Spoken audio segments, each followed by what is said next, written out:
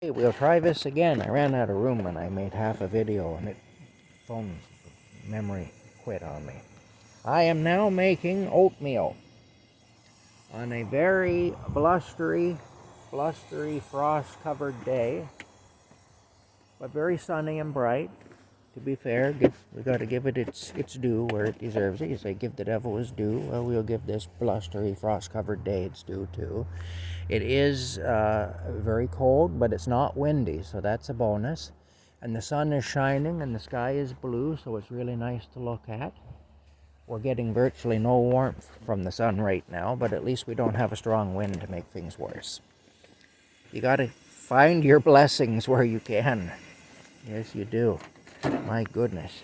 Look at that, eh? Look at that. All covered in frost. Yes. Anyway, this frost reminds me of a joke, and that reminded me of another joke from 1980 when I was in grade 6.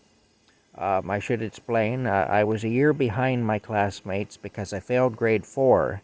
I was in grade 4 in 1976 when I was taken to Toronto and used for drug experiments, and I tell those stories in other videos. But I was 8 years old in 76, and that's what happened. And I ended up failing grade 4 because I missed a lot of school. I was being used that way for 56 days, and then I was sick.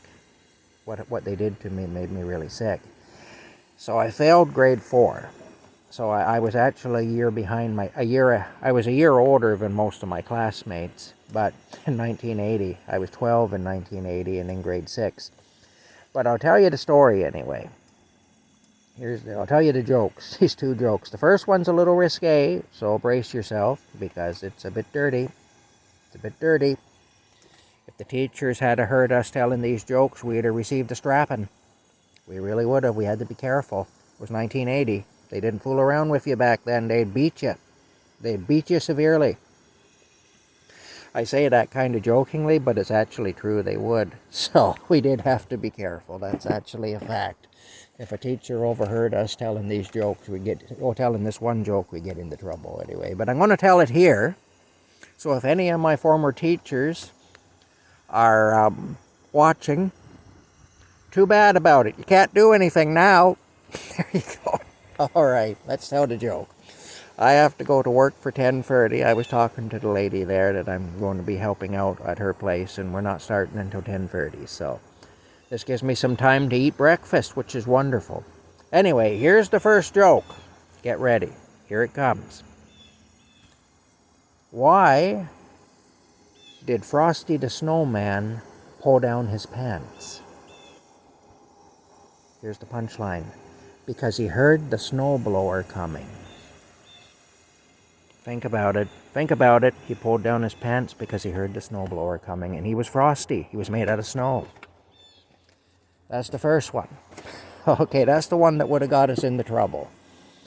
The second joke was actually about Colonel Harlan Sanders. And if you remember, Colonel Sanders, he was the old colonel guy there in the white suit with the white hair and the beard and everything.